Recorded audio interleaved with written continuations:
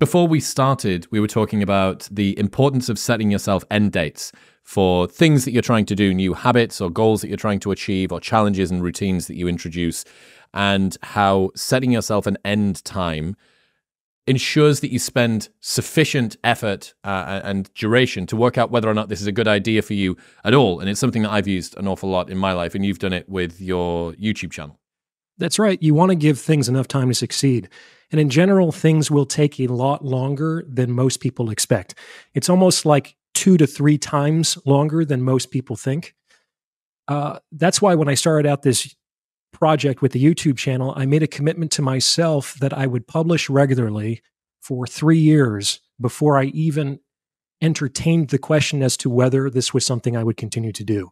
According to my research, it might have taken that long for me to get some sort of positive outcome with respect to my efforts. And I knew that if I was committed to that process, if I made that commitment to myself, I could maintain discipline to that process independent of any kind of, or the absence of any kind of positive reward that was coming back at me, which was definitely necessary, because without that commitment, I might have given up well before anything of interest occurred. Yeah, certainly in my life, some of the examples that I think fit this, whenever I'm trying some sort of new strategy out, or a new supplement, or a new type of training routine or diet or whatever, setting myself a minimum amount of time that I'm going to stick to it for before then looking at something else allows you to actually accumulate some of the benefits that you get. And some of the benefits can be in realizing that this isn't for you. It's not always that it was something good. I'm going to pivot and I'm going to try training CrossFit for a while. So I'll do 90 days of CrossFit, and I'm not going, no matter how difficult it gets, shy of me being injured, I'm just going to continue to do it. And then at the end of the 90 days, because that takes the job of guessing out, right? You don't have to make decisions. You're just able to follow. Another one, I have found great success going sober, even though I don't drink that much, really that much at all. But I love focus periods of sobriety because it means that you're never dealing with a hangover once every couple of weeks, which I had in my 20s because I was partying a good bit. And it meant that I could be more consistent. One of the things that people ask is, what should I, like, I'm thinking about going sober. Like, how should I design it? I want to just go sober. I'm going to stop drinking. And I was like, stop drinking, but give yourself a deadline of when your sort of period of sobriety is completed, because it just allows you to feel like you're making progress. Now, YouTube has the timeline bar on the bottom to show you how far through a video you are. If the timeline bar bore no resemblance to how long the video, if it was just this unlimited timeline bar that just went off the edge of your screen, you'd have no idea how much closer you were getting toward the goal. Whereas if you say, I'm going to go sober for 6 months, or I'm going to go sober for 3 months, or I'm going to go sober for a year, so there you go. Now you know I'm 1 month toward whatever goal it is that I'm doing. And I hope that it helps to mediate motivation a lot for me. Absolutely. I worked in addiction medicine for about 2 years. I did my first 2 years of internship at an outpatient chemical dependency clinic. And the idea that I would never have a drink for the rest of my life was one of the biggest obstacles towards anybody even entertaining the possibility of some period of sobriety. And that's why in AA and a lot of 12-step programs, they say 1 day at a time. They truncate, we're just going to get through this one day, and then we'll see what happens afterwards. I've used that myself. When I was trying to disabuse myself of certain substances, I said, okay, I'm just not going to use today. If I still want to use tomorrow, we'll see. Of course, I could continue to kick the can down the road. And if I still had the craving tomorrow, I could just say, I'm just not going to use today. And that got me through the hardest periods of that recovery. There's a corollary of this when it comes to writing that Paul Graham talks about how he sits down and writes when he needs to do his essays. And it's that he promises himself that he's just going to read what he wrote yesterday. And as it's just a promise. He's like, I'll just read what I wrote yesterday. And as he does, he notices, there's a gap in between the comma and that word that I put it. There's a slight typo. And then he gets in and he's starting to edit stuff. And then before he knows it, he's like, I could add a sentence in. And so he says it's one of the only times that it's acceptable to lie to yourself. He says it's acceptable to lie to yourself, to convince yourself that you're going to do less than you're actually going to do, so that you reduce down that bar that you jump over. I think that's good. If you're thinking about motivating yourself to stick with a new habit, also escape protocols work really, really well. Like writers have all kinds of strange idiosyncratic rituals that they've developed over time to keep themselves writing, because it really is a habit. You have to do it whether you feel like doing it or not, especially if that's your job. One of my favorite stories of this is Victor Hugo, the French author. Apparently, he every night would fall asleep in a very bare room with just like a bed and a writing desk in it. And in the middle of the night, he would pay his servant to come in and like steal all of his bedclothes and lock him inside that door. And in order to escape this room in which he woke up naked with just a writing desk and some sheets of paper, he had to slip like 3,000 words under the door to his servant, who would then provide him with the key to get him out of his bedroom. And that's how Victor Hugo wrote several of his novels. So the idea here is to create a negative outcome that you have to escape by doing the constructive good thing that you want to build as a habit. What is a less cataclysmic version of that? Easy. So I made a video about this a while ago. It's the trick for motivation that always works. People hate this, but it's never not worked. The idea is to nominate some amount of money that will sting. Like it's not going to break your bank, but you'll miss it if it's gone. And you'll have to write a check to either an individual or organization that you disagree with if you don't perform the behavior that you've nominated for yourself. So like if you don't go to the gym today, you're writing $100 check to the RNC or the DNC or, pro-choice, pro-life, whatever floats your boat. And let me tell you, people hate the idea of giving their hard-earned money to an organization that they disapprove of. Lo and behold, they find a way to make it happen. That is so funny. Yeah, I mean, it kind of makes me think, it's so strange. There needs to be a name for this kind of relationship where the person who is subordinate does something in some ways, or the person who is being paid does something that the person paying them to do that very thing wouldn't want them to do. So with that servant that's working for Victor Hugo, he doesn't want to be locked inside of the room. I mean, in some ways he does, because he realizes that it is a stepping stone toward his greater goal. But when he wakes up and he's freezing cold and he's got no bed sheets and he thinks, fucking hell, damn it, the servant did his job again this morning. And I remember I was friends with this girl who was at university the same time that I was, although she was at different uni. And she was a financial dominatrix, what they called a FinDom, they're called. Have you heard of this? No, what's that? Oh, let me tell you about FinDoms. So a financial dominator, at least the setup that she had with the particular gentleman, he was turned on. I don't know if it was a sex thing or just like an arousal or an excitement thing. It could have been either of those or both. And she would get his entire pay packet sent to her from him every single month. As soon as it lands, he didn't get to touch it. And then she would drip feed 50p increments back to him. And there would be things where he would say, I need to go to work this morning. There's no gas in the car. And my wife's asking why there's no gas in the car. And she'd say, there's 50 pence, get the bus. And he would love the fact, in some ways, that he was being sort of tortured in this way. He kept on doing it. But then it's so strange because she had like dirt on him, compromising photos and messages and all of this stuff. And he's married with kids. And I was so conflicted because I thought, well, this man is evidently paying for a service, but he's like paying for the simulacrum of basically being blackmailed. But he is being blackmailed, which is exact. And the closer that it gets to legitimate blackmail, the more excited this is, axiomatically, this is what he requested. And it's kind of a much more protracted, extreme 21st century, post-apocalyptic version of Victor Hugo being locked in his room by his servant. Yeah, that's fascinating. That's really interesting. I knew a woman who worked as an actual dominatrix in a New York City dungeon for a while. And she would say that the most requested service was catheterization of the men and all kinds of, what's that? What's Well, catheterization? it's a medical term for sticking a tube up your urethra so All that right. you don't Okay. have to urinate. So, and this is an untrained 25-year-old woman without any medical Right. I experience. see. Okay. So the Yeah. idea is I need to pay exorbitant sums of money to be put in a very compromised situation. Maybe I need to feel pain. Maybe I need to be embarrassed. Maybe I need to feel helpless because it's the only time I get to feel outside of my power and control because I'm a big swinging dick down at the stock market kind of a thing.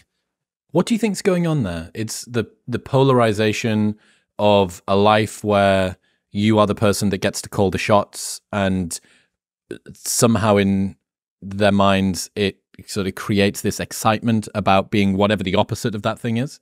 Sure. I mean, what's like the cycle of wealthy lifestyles is you start off poor and you work really hard, you make some money, and then you become the private jets and the yachts. And if you actually become a royal, what do they do in their spare time? What do they do for fun? They put on disguises, they pretend to be poor, and they go about the hoi polloi. You know what I'm saying? So it's like people want what they don't yet have. Alan Watts kind of talked about this in a spiritual way, which is what if you were this kind of entity that could have any kind of experience that you wanted? Like, what if you were actually in control of the life that you were experiencing? Well, at some point, it wouldn't, you'd go through these lives where, okay, I was a king and I was all powerful and I got everything that I wanted. And that would kind of lose its luster. It would lose interest to you. And so you'd kind of like up the stakes in order to feel something, which would mean giving up control and giving up awareness that you ever had, that you chose this to begin with. And so you'd put yourself like further and further out there so that you could have an emotional experience, which is really what life is all about. People want to feel things. People will pay all kinds of money to feel things. Yeah, that's true. And I suppose a boundless existence, due to the fact that it's so boundless, doesn't give you, if there are no limits placed on anything, then there's no value placed on anything. There's this quote, Peterson uses a good bit, where he says, if we created a sufficiently idyllic world, the only desired lack would be for the want of lack itself. Sure. And it's so funny that you brought this up. One of my friends, George, posted, do you know who Kylian Mbappe is? He's a professional footballer, one of the best in the world. And Kylian Mbappe says he'd pay so much money to be a normal human being. Speaking to Envoy Special, he said, going to buy bread at the bakery, I'd pay so much money now to be able to do this kind of thing, which is normal for most people. He added, I've lost spontaneity, the spontaneity of being a human being. Asked what he would do if he could become invisible for 48 hours, Mbappe replied, I'd spend my 2 days outside. That's for sure. I can say that without thinking. Go eat quietly in a brasserie, go out, go with friends, party quietly, without anyone to come see me. The next morning, a nice brunch in the sun on a terrace. There you have it. Simple things in life. And I think that's wonderful to keep in mind because the life that the ordinary person lives is what the hyper successful, most wealthy and powerful people in the world envy.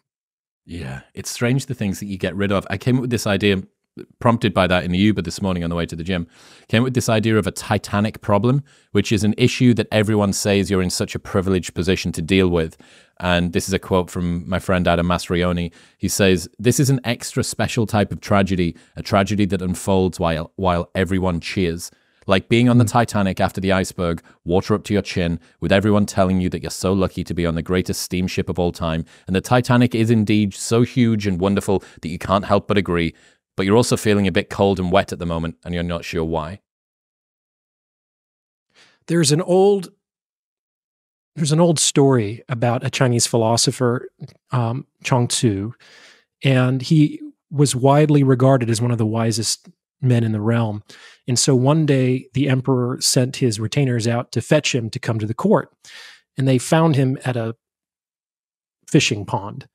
And they say, hey, good news for you, sir. You know, the emperor has taken note of your ability and would like to offer you a place of dignity here at the court at his right hand. And he basically said, look at that turtle swimming around in the mud. Do you think it would be happier here in the pond or embalmed in a mahogany case at the footstool of the emperor. And everyone knew that, oh, he would rather be swimming here eating the bugs. He's like, yeah, me too. I'd rather be wallowing in the mud, so get out of here.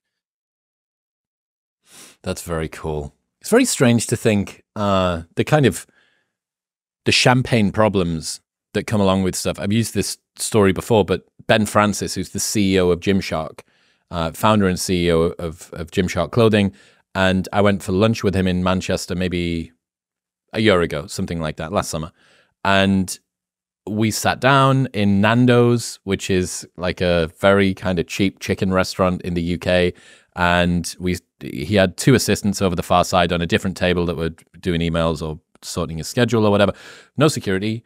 No one noticed. No one cared. I think he was playing Sudoku or something when I arrived, or maybe he was on Slack. I'm not sure. We sat down and we had chicken, and then we left.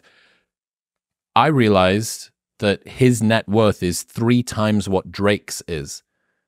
And then I thought, how much more difficulty would it have been if I'd tried to get Nando's with Drake?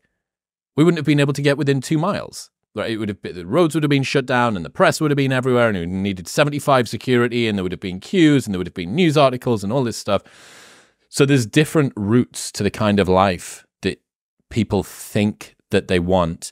I think it's a Bill O'Reilly quote where he says, try getting rich and work out if you still want to be famous. Mm-hmm. They're two different things. In general, visibility is interesting because it kind of has a curvilinear relation to power.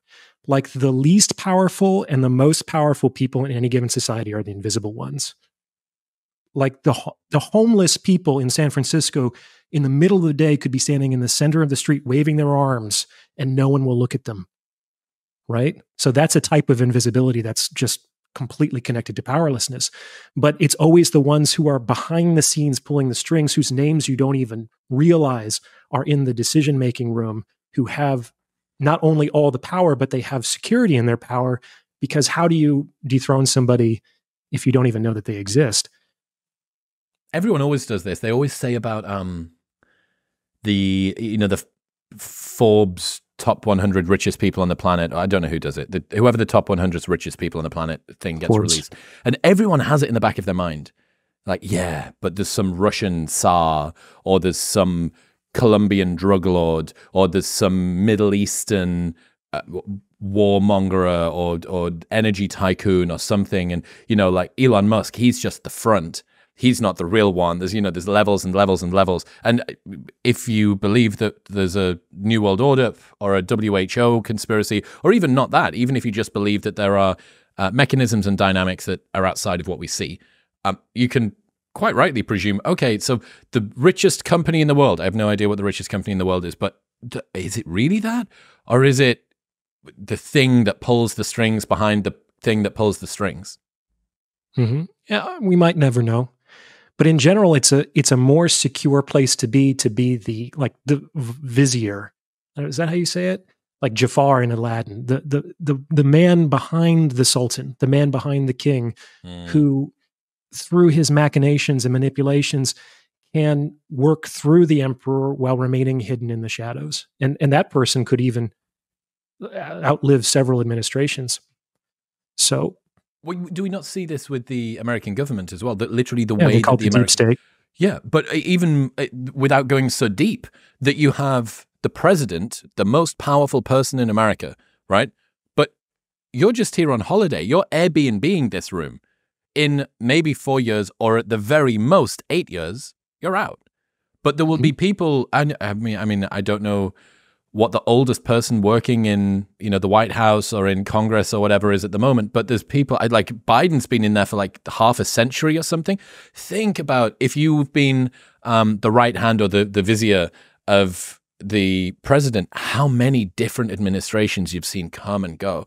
And these, to you, a 4-year or even 8-year tenure would just seem like nothing. It's in and out. You've got this idea that I think is pretty interesting about why getting what you want is often disappointing. How's that work? Oh yeah. Well, first of all, it's disappointing because people don't really know themselves. A lot of the things that people think that they want aren't really authentically grounded in their being. This is something that I had to struggle with myself. So at the very most superficial level, for a long time, I thought that what I wanted in life was basically like a Corona beer commercial. I wanted to be on a beach with a bunch of bikini women and some cool bros and just like taking it easy and be really chill. And some sort of tropical paradise. And I now know enough about myself that if I did that more than 2 days, I would probably want to shoot my face off. It's like that would be like enforced leisure. It'd be enforced entropy for me. I need to grow. I need challenge. I'm sometimes happiest climbing the mountain in a sleety winter storm where I lost feeling in my toes and my fingers, but I feel so alive and I feel like I'm struggling towards some personally relevant goal. That's my idea of happiness. But it takes some time for individuals to disabuse themselves of the cultural introject of what their happiness is supposed to look like and to realize who they are sufficiently to identify something to replace that with. So a lot of times people haven't done that yet. And the tragedy is that they actually succeed in getting some approximation of that beer commercial. And then they realize, well, what's wrong with me? Am I depressed? I thought this was what I wanted. It's certainly something that I've been striving for my entire life. What's the matter? One of the things I often tell my clients is that as a therapist, I facilitate their disappointment by helping them get what they want. Because once a person is sufficiently disappointed in some sort of external achievement, there's one fewer place for them to look for their own happiness and satisfaction, which is never found outside of themselves. But unless they get that themselves, they're going to think I'm full of shit. It's like rich Hollywood movie stars saying, hey, money isn't everything. It's like, yeah, well, it certainly could help me. I think I could handle that problem. Or being famous isn't all it's cracked up to be. It's like you have to kind of learn that for yourself, or else you're going to think these people are hypocrites. They're right, but it takes a while to figure that out. Do you think that there is a way to shortcut that realization? Is there a way to realize that climbing the mountain isn't what you want to achieve without being stood atop it first? Mm-hmm. It requires accurate self-knowledge. Like the more that you know who you truly are, the more able you are to make decisions that represent, let's say, goodness of fit between reality and yourself. And the more accurate self-knowledge you have, it's almost like a massive object, and it pulls more accurate self-knowledge in through its gravitational field, and you can make better choices with less information. But that's a lifetime process. And in order to even begin to accumulate accurate self-knowledge, people generally have to disabuse themselves of all the bullshit that's been put into their mind, usually for the first 25, 30 years of their lives, which is considerable. I've been thinking a lot about this term that's been stuck in my head for a philosophy that I'm working on, a book that I'm working on at the moment, intentionalism. So trying to come up with a philosophy of being intentional with all of the different things that you do and trying to strip away. And that seems to be the description of what you're talking about here. It's that the things that you do are the things you mean to do. And the things that you want are the things that you want to want. You don't do things that you're doing without realizing why you're doing them. You don't want things that are society's wants, or what your parents programmed you to want, or the way that you dealt with your past traumas, or the paths of least resistance, or the thing that's convenient or comfortable on an evening time, or the thing that's going to make you look cool to your friends. It's life lived by design, not lived by default. The problem is that most of our default desires are bullshit, or not even necessarily bullshit. They're just misaligned, usually, for you. And the more of a deep thinker, the more idiosyncratic you are, the less likely that whatever publicly acceptable version of success is supposed to be is the one that sits right in the middle of the bell curve of the best life that you could live. That's interesting. I do think that a lot of the stuff that's in people's minds is bullshit, not just misaligned.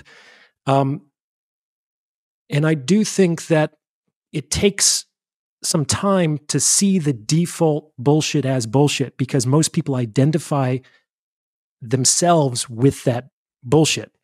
Like they think that that is actually them. And so the fact that this is a default cultural introject or just the accident of their particular childhood upbringing is obscured to them. It's mystified. And that's actually the biggest obstacle that people face in divesting themselves of this bullshit. They can't recognize it as bullshit. They see it as themselves. And one pathway out of that is to understand, like, this doesn't feel good to me. Like, if this is really what I want, if this is really something that aligns with my values and my individual preferences, why am I unhappy? Why am I unfulfilled? Why do I feel like something is missing? Like, that's the little clue, that's the little thread that people can begin to pull to kind of unplug the sink to flush out their minds. That's very interesting. I've been thinking, since you said that earlier on, helping people to become disappointed, people succeeding at the wrong thing. You know, they've achieved success, but the thing that they achieved success in was not the thing that they actually wanted to want. Certainly. And here's an interesting sort of paradox, that because hard work is usually done as a predecessor to something which is worthwhile, there are some things that can come well without hard work, but many things that are valuable require hard work in advance. And hard work, although kind of satisfying, it's usually not, it doesn't fill you with always happiness in the moment, or sometimes even satisfaction in the moment. It can be frustrating, it can be anxiety inducing, it can feel like pressure and all the rest of it. The problem is, if the thread to pull on, and I think that it's the right one, I agree with you, is, does this feel good to me? Like, am I having fun? Is this nice? Does this life feel satisfying to me? There is an amount of Puritan work ethic and sacrifice that you can continue to plug away at, where you just go, no, that's not me bailing out of the wrong life direction. That's me paying the price that I need to in order to be able to achieve success. And I will continue to do this because I'm leaning in. This is the point that other people quit. Did you expect that this was going to be easy? No, of course you didn't. This is what hard feels like, and this is why you're going to win, and so on and so forth. But that ability to dampen down the voice in the back of your head that goes, I don't think I'm having that much fun doing this. Or, I don't think that this is actually all that good for me, or this doesn't seem too aligned. Bifurcating that from, this isn't right. This is directionally the wrong thing for me to be doing. That's pretty tough to pull apart. Oh yeah, it's very difficult. Oh, where to begin with that? So,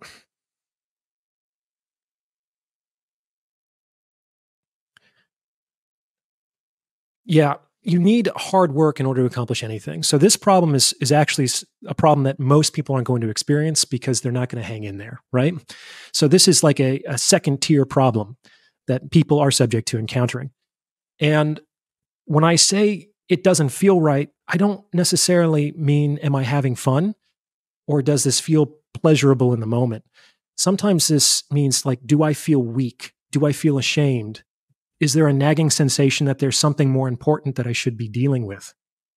And for a lot of people, they become successful at something that is like a step towards something else in life. Like, for example, I, for a long time, worked as a test prep instructor, and I got really, really good at test prep. I have a perfect score on the GRE. I've worked with thousands and thousands of people on this test. It's something that I got very, very good at. And that was necessary for me in my 20s because it paid my bills. It helped to subsidize my education. It was something that the market needed, even though it wasn't, like, let's say, the fulfillment of my personal destiny, you know? But I might have needed to go through that process in order to create the material conditions so that I might be able to launch that in the future. The problem is some people can get stuck there. They get stuck with some measure of success. They're thinking, oh, I'm actually making decent money. I had to work really hard to get here. Maybe this is the best that life has to offer. And that might not be true. That might not be true. I wonder how people work out that, whether this is a transitory period or whether they've outgrown the current modality that they're developing themselves within. Yeah. I made an episode about this a long time ago, which is that winners almost always quit. The idea that winners never quit is probably incorrect, and it speaks to that kind of mental monologue that you were describing just a few minutes ago. The fact of the matter is that mastery is very, very difficult to achieve. And so anybody who actually succeeds in arriving there must have quit pretty much everything else in their lives in order to devote themselves single focused on this one endeavor, right? So you actually have to quit pretty much everything else in order to arrive at some degree of mastery. Now, I think that once you have some success, you have some money, you have built a business, or you develop some sort of fame, it's almost like you have a kitty that you can gamble with. And so it's possible now to take bigger risks without necessarily compromising the fundamentals of your lifestyle or your survival. And so that's why I think it's necessary for people to just get some sort of like stability in their lives. And then they can think about the next thing. They can think about the thing that's connected to, let's say, more personal fulfillment or their passion, whatever that means, as opposed to going after that right out of the gate. That might be poor advice for a lot of folks, especially young folks. There's a Jason Pargin quote where he says, "Accept that all of your heroes are full of shit. Your heroes aren't gods. They're just regular people who probably got good at one thing by sacrificing literally everything else." And that's the quitting that you're talking about. You got another idea, which I loved, about overpaying is the cost of winning. And it feels like that's related here as well. Yeah, it's connected to the idea that getting what you want is disappointing. So basically, I talk about how life is sort of an auction house. And the way the auction houses work is it's full of things that people want. But it's not a charity. In order to achieve those goods, people have to outbid every other person in the room. It's not a perfect system, but it's kind of what we have developed in order to maintain some form of fairness or justice with respect to the allocation of zero-sum goods. Because the universe is abundant in its generals, but it's zero-sum in its specifics, right? So with respect to the analogy with life, it's not just about money, though it could be. It could mean that you have to work harder than anybody else. You have to work longer than anybody else. You may have to sacrifice your pleasure, your well-being, your social life, your friends. You might have to put that all into your offer to increase the value to surpass all other bidders for that one zero-sum good. And if you actually succeed in winning, it's because no one else thought it was worth that much. Like by definition, you must have overpaid. Like the likelihood that you hit the exact correct minimum amount of value, if you went any lower, you would have been outbid, is functionally zero. So you paid more for that than you needed to because no one else thought that that good was worth what you did. And so that's part of the disappointment of actually getting what you want, is you probably overpaid. The idea is, wow, I finally won. I got what I was doing for, but look at all that I had to give up, all of the years, all of the relationships, all of the opportunities that I've had to surrender to get this. Was it worth it? That's a tough question to answer. And most people, in order to resolve their own cognitive dissonance, will say, oh yeah, it's definitely worth it. But the way I kind of reconcile that to myself is the goal is really just a pretext for the transformative process to achieve it. It's like most people can't win as they currently are. So the goal is the excuse to become better than what they currently are, to put themselves in a competitive position to achieve it. And that's the actual gold. That's the alchemical gold, is the process by which the base metal is transformed into something precious. My friend Alex talks about how he spent, I think, 5 years building up his financial resources to the stage where he exited a business and was able to put it all into this new project. And this is, he'd worked for 5 years and he'd worked like a dog, just so hard, and then dumped it all into this new business. And then the business partner sent it all to his girlfriend in Switzerland, declared bankruptcy, and he was back at zero. And he thought, that was 5 years of my life and I have nothing to show for it. Literally zero. Like every single penny sent, zero left. But within the next 12 months, he made more money than in the last 5 years combined. And then the year after that, he made like 10 times or 100 times that much money. And his point is not too dissimilar to yours, which is the real thing that he got out of that experience was the person who he became while he was doing it. Mm-hmm. And you discover who you are in the process of striving towards a goal. Everybody in the privacy of their own fantasies thinks that they're bigger, stronger, smarter, more clever than they probably truly are. And we often only get to see who we are in the the competition for those zero sums that exist in the world. Like, the goals are also an opportunity for us to get to know ourselves. It's very difficult to actually know who you are by thinking about it. The only way you can arrive at any kind of accurate self-knowledge is by taking action in the world and then examining in retrospect, well, what kind of person would have done this? Well, I did that, so maybe that's the kind of person that I am. It's not something that you can decide in your own cognition. It's very difficult to do. This is one of my criticisms with monk mode as a personal development strategy, that it's great. You know, you're going to do isolation, introspection, and really focus on you. But until you brushes up against things that you haven't selected, because you're going to go do, I'm going to run a 5K quickly or whatever. All right, but you chose the distance. It's not run until an undisclosed amount of distance where your mum is trapped under a car, right? Like, that's really unchosen training or suffering, right? People in CrossFit, they talk about how hard the workouts are. And you go, they're difficult workouts. But you chose this modality. And the reason that you chose this modality is because you take a degree of pleasure from it. Now, if I was to say, you need to lie on the couch for 3 months and you're not allowed to train and you have to eat dog shit, like, that would be difficult. That would be genuinely hard because it's outside of your existing sort of paradigm of selecting things. So you're within this bracket. And Tim Ferriss, I heard this quote from Tim Ferriss, which is fucking fantastic.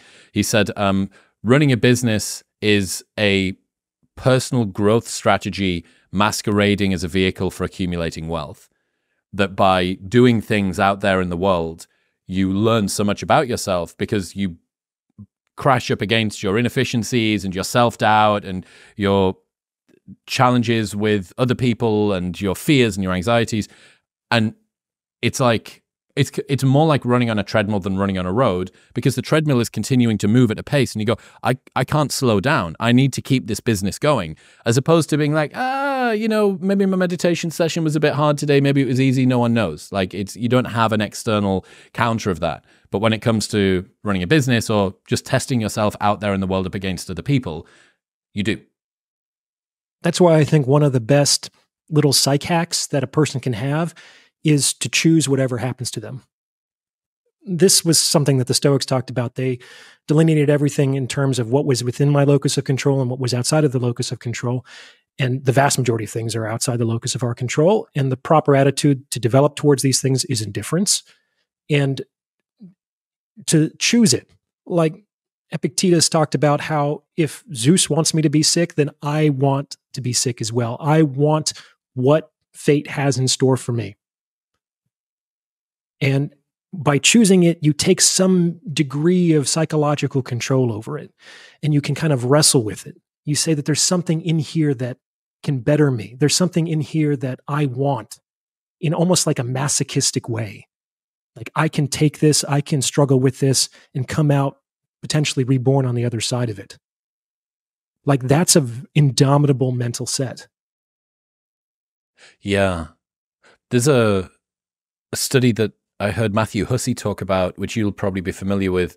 2 hamsters, one who gets to run on the wheel when they choose, attached to another wheel that has a hamster in that only runs when the other one chooses to. Have you seen this? I don't know this study, but I can picture it. Basically, you've got one that's got internal locus of control and the other's got external locus of control. One is running under their own volition and the other is being made to run when the other one chooses to. And a pretty nasty experiment. You know, if you imagine that there was someone that did something compulsively and you had to do it at the same time, it would be pretty painful. But very interesting, the stress levels of the 2 hamsters when you compare them together are just night and day, like completely different. And if you are, this is the mental equivalent of that.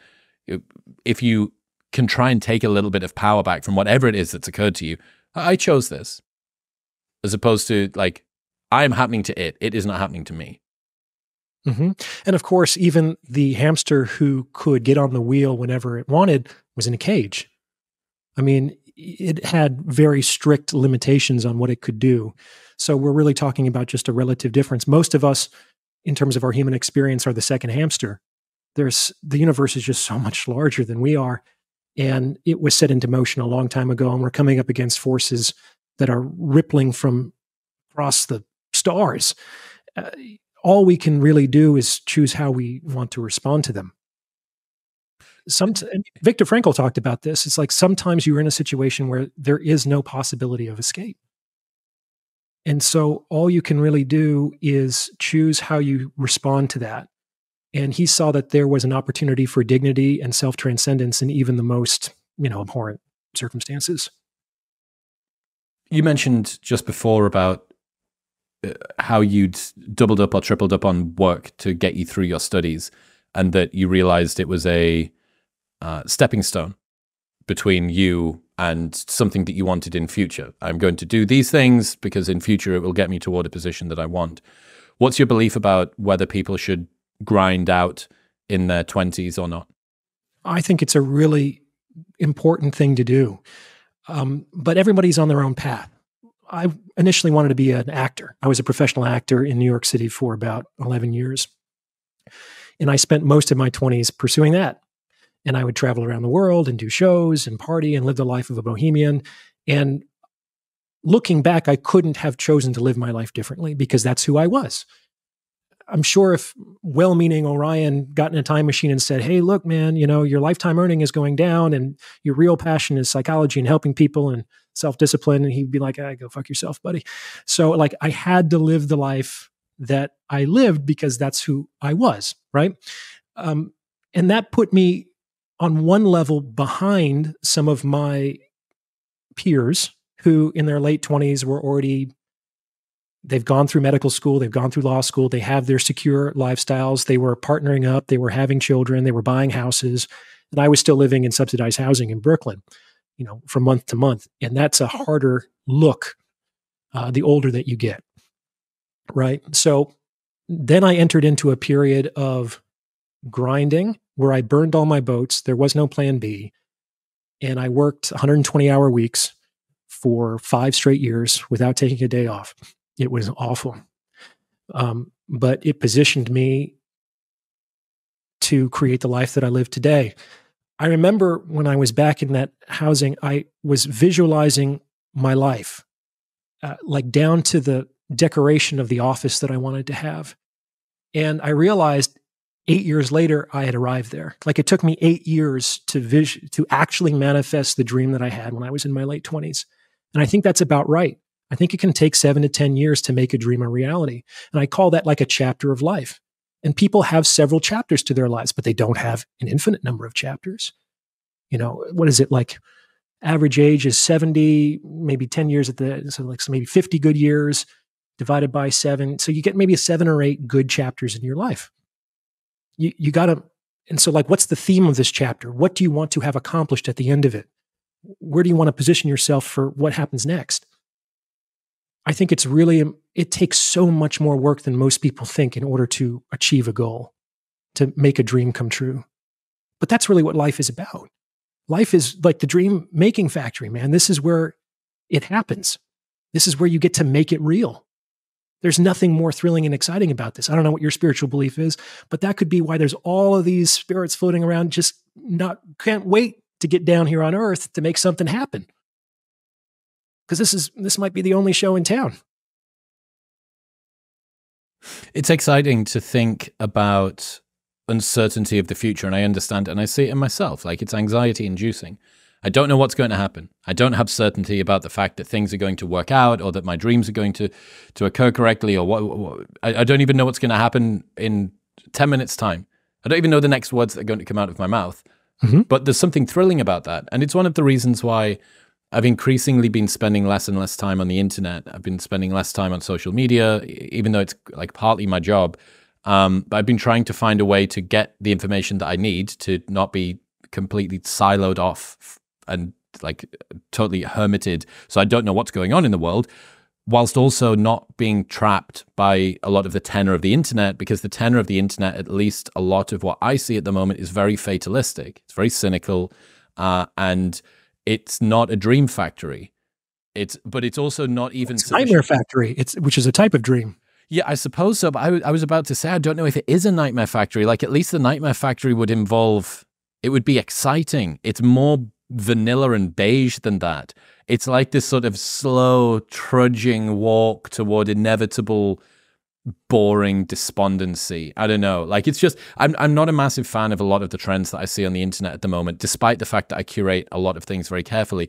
And yeah, it makes me, when I think about it, when I truly, truly connect with this stuff, it makes me sad. It makes me sad to think how many people perceive the world in a way that is so, like, unintentional, so non-agentic.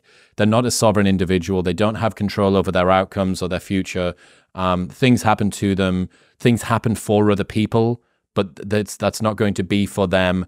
And yeah, it's unfortunate. Now, that is a difficult situation for one person to get in. The point at which it really starts to rile me up is when those people begin to try and convince other people that that's the case. I'm like, yo, you can be as despondent as you want. Is that your choice? Ugh, free will debate's way longer than we've got time for. But you can be as despondent as you want. But there is nothing more perverse and toxic than trying to convince other people that they're living inside of the nightmare that you believe that you're already inside of. Like, that to me seems to be like, I don't know. I think the world would be a significantly better place if those people just weren't allowed to talk. Well, it's their way of reducing their own cognitive dissonance, I assume, because the presence of other people who don't see that life is a nightmare, who are living their lives in an agetic way and moving in the direction with hopefulness and confidence towards their goals, is a palpable counter example, counter evidence, counterfactual to their entire worldview. It denies the validity of that worldview.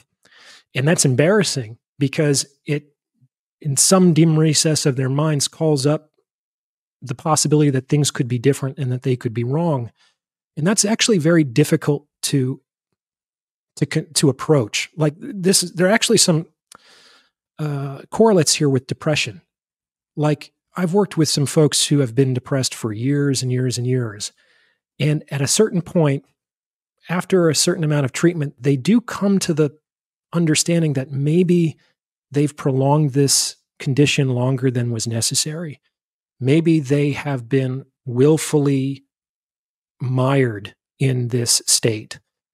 And the possibility of recovery is isomorphic with admitting that they kind of did this to themselves and that they might have been wrong for years.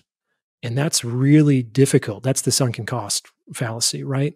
And so if I actually get better, it kind of admits that I could have done this earlier. And I'm having real trouble making sense of that. Does that make sense, Chris? Absolutely. Yeah. We both have talked and researched a lot about dating. Have you spent much time looking at the black pill incel movement and those communities? Have you spent much time in them?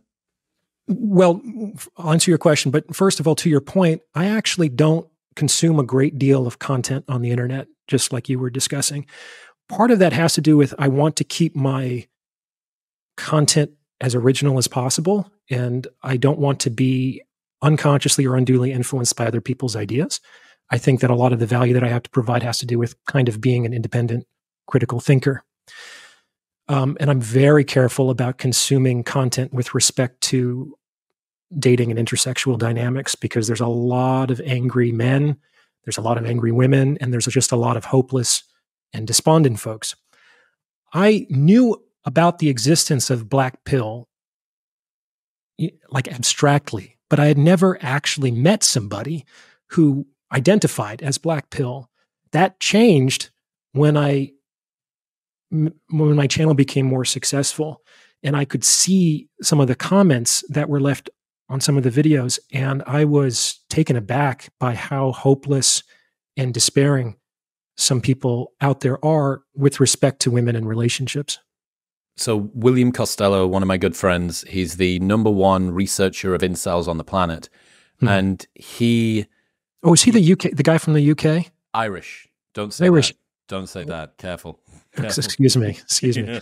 I think I've watched some of. I think you've had him on twice, and I think I've watched both of them. So he was wonderful. He's really brilliant, and he's doing this bunch of huge studies at the moment. Anyway, he told me about ascending. Have you heard this word before?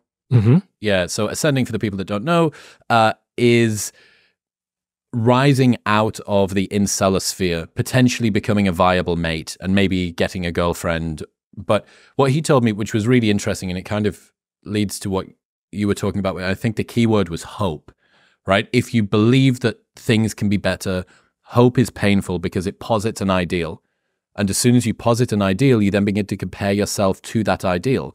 But if you just assume fatalism, that nothing can change, this is the way that things always are, there is no hope, nothing can be altered at all, there is no such thing as an ideal. The ideal and reality fit together because you are constrained.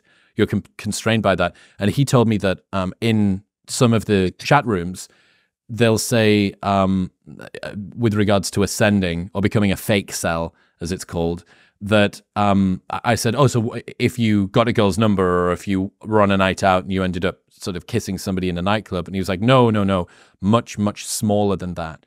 So if you went to Starbucks and the barista's eyes lingered on you for half a second longer than you thought, and you were to go back and post in one of the forums and say, this thing happened to me today, the problem with that is if everybody is completely locked into their position, if all incels can't get laid, if there is absolutely no hope to them, then there is no hope for any of the others.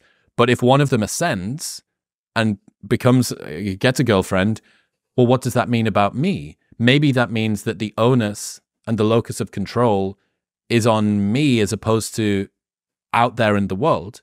I'm not constrained by things that are immovable and infallible. I am the architect of these things that occur because egg user 2997, they just did it, and they just managed to do it. And it's an unfalsified in many ways. And I have an awful lot of sympathy as well for the incel movement, and I'm writing an article at the moment about that. But it is a completely impossible to disprove philosophy, because anybody that doesn't adhere to the philosophy gets accused of not being one of the members at all. Like, if the only people who ascend are fake cells, then there's no such thing as an incel, because it's just anybody that isn't all of these things that's outside of them. And the second that someone breaks those rules, they weren't one of us in any case. I have a few thoughts on this. So for a couple of years, I did my pre-doctoral internship at the cancer support community in Walnut Creek, California, where I was doing therapy with stage 4 cancer patients and often their caregivers or their children. And that was a very difficult placement. It was the first time in my life I had experienced that much sickness and loss and death. I remember leaving that placement and crying. Just the tears would just be coming out of my eyes as I was driving home every day. I learned so much about life from working with those folks. And hope was something that would always come up in our group and individual therapy sessions. And hope is a very personal thing, because there is a time when the person is not going to get better with a certain disease. And holding on to hope longer than is justified can just create more and more pain. Like, it is a roller coaster, hope. But it's not for me or for anybody else to say when it's time to kill the hope. For some people, as long as there's life, there's hope. For other people, especially those who are dealing with the disease, sometimes they're more comfortable giving up the hope than their wives and their husbands, who want them to keep fighting no matter what. So hope is not a unilateral positive. Like in the myth about Pandora's box, in which all the evils were released into the world, well, the only thing that remained inside the box was hope. Hope was in the box with all the other stuff. Like, why would that be the case? Sometimes some folks have posited that hope is the evil that lives within. It's inside the box with all the other bad things. So it's not unilaterally good because it can create so much pain and suffering. Hope is a very tricky thing. We need it more than we think. Like the ability to feel like things could actually improve. Without that, life would be a slaughterhouse. It would be an absolute miserable hell. And people experience hope in ways that they're not even conscious of experiencing. So that's one thing. The second thing I want to say, particularly about incels, it's because it's also related to depression. So there's many different forms of narcissism. And I know that's a loaded word. So I'm kind of going to approach this more clinically, which is we all kind of start out narcissistic. All children are inherently narcissistic because they can't do perspective taking, which means that their empathic ability is completely offline. Like they can't help but think they're the center of the world. And as they age, then the world generally more or less softly or more or less harshly beats that misconception out of them, right? When we talk about narcissists, it's individuals who, for whatever reason, have avoided disabusing themselves of that fallacy of the necessity for perspective taking, theory of mind, et cetera, into adulthood. But there's many different kinds. You look at the DSM and you just see one flavor of narcissists, which we might call the grandiose narcissist. I think that I'm the God's gift to women. I can't not succeed. Everybody loves me. I'm far more important and powerful than I actually am. But we might posit there's another form of narcissism that's called like inverted narcissism. And inverted narcissism, I think, is very much related to depression. It's the idea that like, oh, I'm so broken and damaged that nothing could possibly fix me.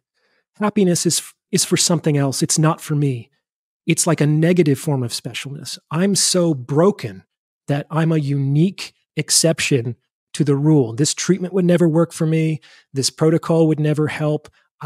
Because I'm this special negative exception to the general rule. And that's a form of narcissism.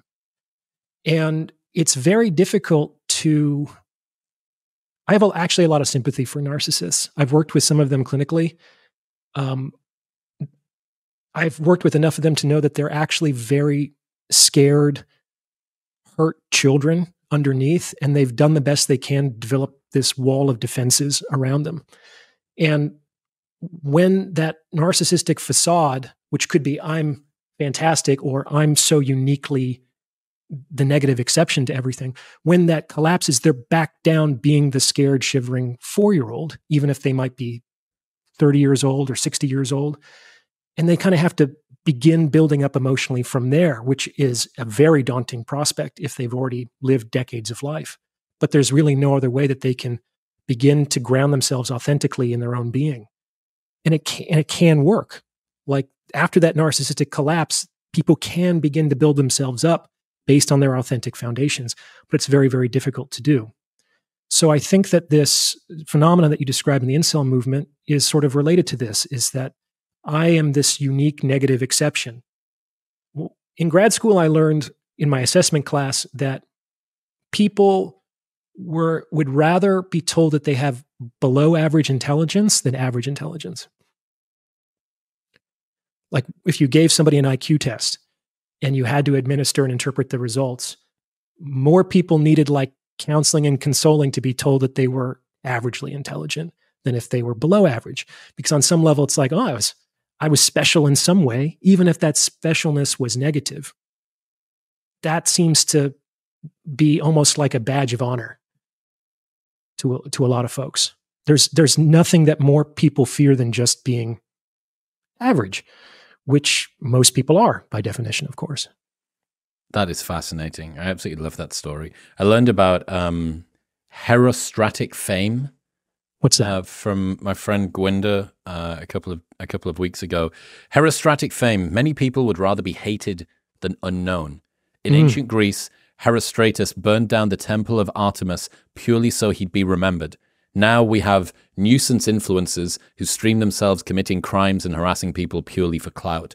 And it's not too dissimilar to what you were just talking about, which is that people would rather be special but suboptimal than average at all. We see that all the time in adolescence when there's trouble in the household or emotional neglect. They often act out. And most people, no matter what their chronological age is, are emotionally adolescent.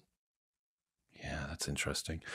Given that you've worked with, and I think you work exclusively with men? In my clinical practice, I work exclusively with men, but I do consultations with men and women. Got you. What do you think about the effectiveness and challenges of therapy for men and women? There's a lot of talk on the internet at the moment, a lot of criticism about therapy for men. It's gynocentric, it's female focused, it's designed for women, it's instantiated by women.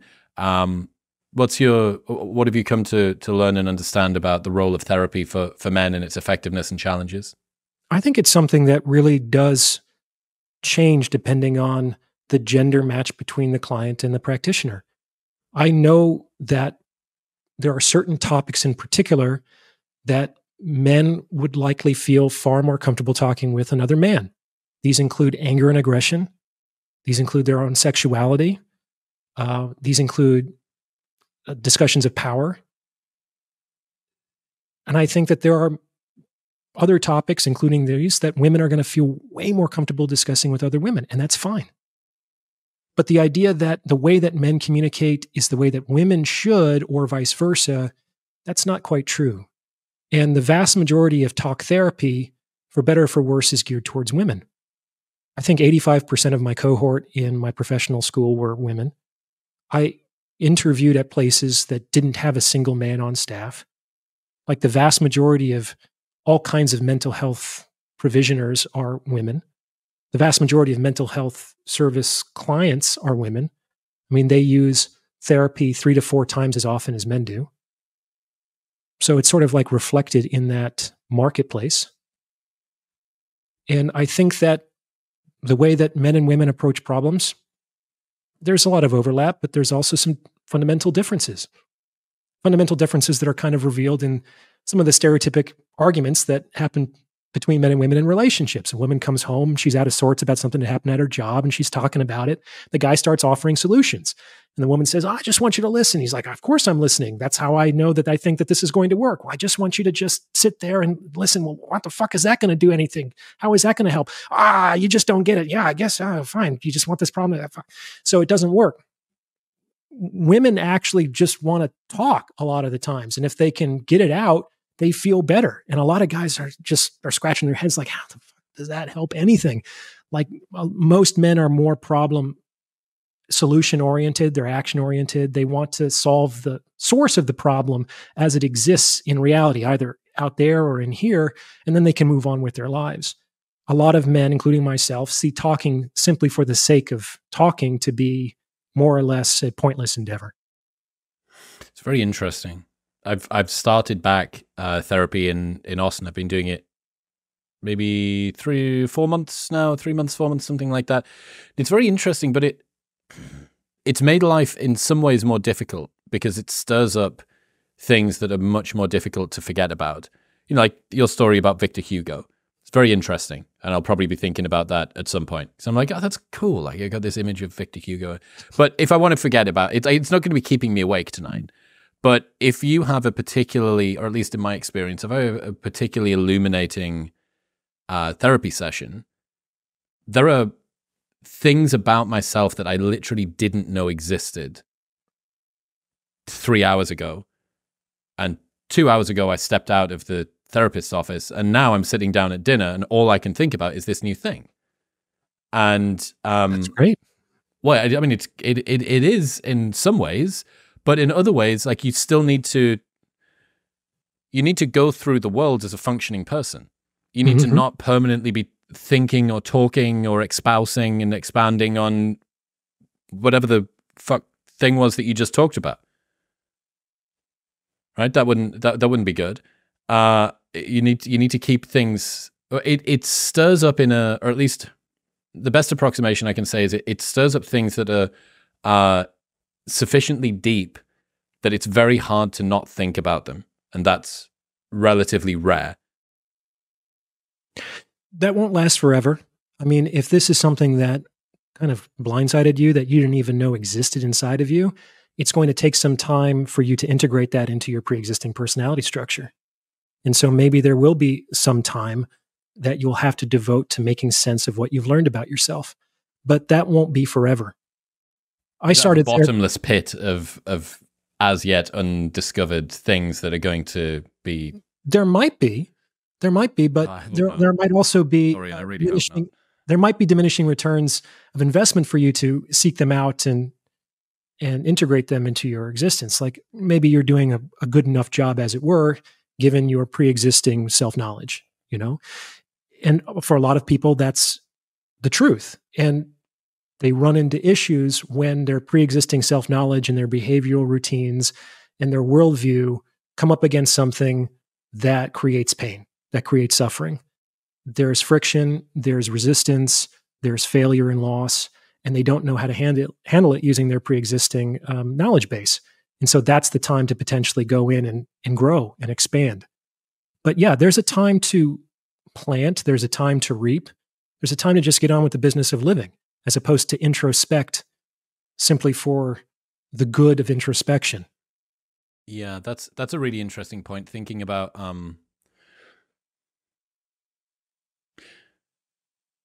when you're supposed to stop doing all of these practice runs and actually just get out onto the field of play and make things happen in the world. Again, this is another criticism I have around monk mode, which is the purpose of monk mode is supposedly to prepare yourself and improve yourself to become a better version of you, ... so that then you can step out into the world as a more fully formed, better, more social, more likable, more successful, better balanced person. But monk mode as an end in itself cuts off the why and just continues the how for forever, right? Bill Perkins says delayed gratification in the extreme results in no gratification. And monk mode can be very gratifying, which is great and fun. And I had huge success, huge success, sat on a couch in Newcastle upon Tyne doing breath work or meditation or journaling or reading or fucking yin yoga or whatever it was I was doing that month. But I realized the addictive nature of it, especially if you're it's a particular pitfall if you're someone that's a little bit introvertedly inclined, because it legitimates your own retreat from social life and it gives you nobility in isolation. And that is something where you need to go, okay, like that's cool. Like it's cool that I'm doing this on my own and it's great. And you know, this is my Rocky cutscene. But like the purpose of the Rocky cutscene is to then prepare him to go and do the next thing, which is really like good. Sticking around and just doing it on your own, I think results net overall in a loss. I would agree. And I think that monk mode is probably the less common manifestation of this. More common manifestations of this socially are like education, just for the sake of education. There's a lot of young people, because of the way the educational system works, they haven't developed any kind of self-direction. They go to college more or less because it's expected. They graduate and they think, I'm unprepared for adult life. Maybe I'll go get a master's degree. And they do that for a year or two. And they graduate and they're a little bit older and they're still unprepared for it. Maybe I'll get a doctorate. That definitely happens. Or therapy. It's just like therapy is not a means to its own end. It's a means to get back on your feet to move on with the business of life.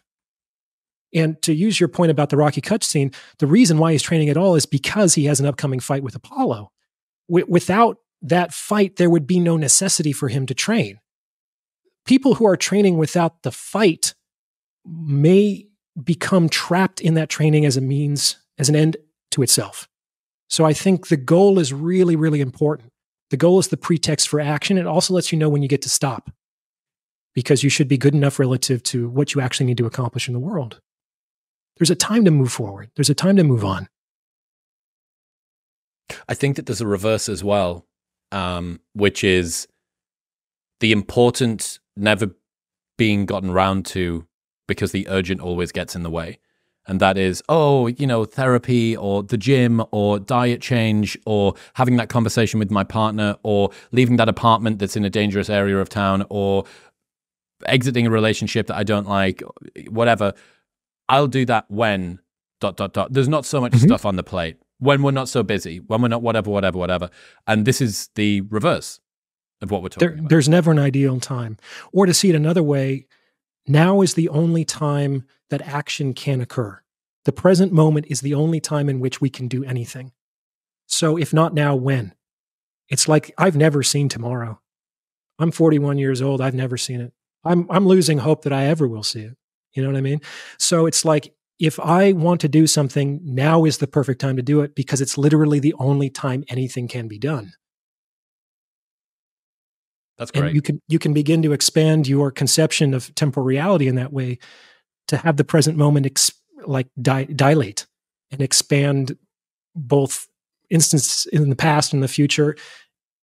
And you can see that now you're poised for action in the present moment. This is the moment that you've been waiting for. Your whole life has actually conspired to bring you to this exact point.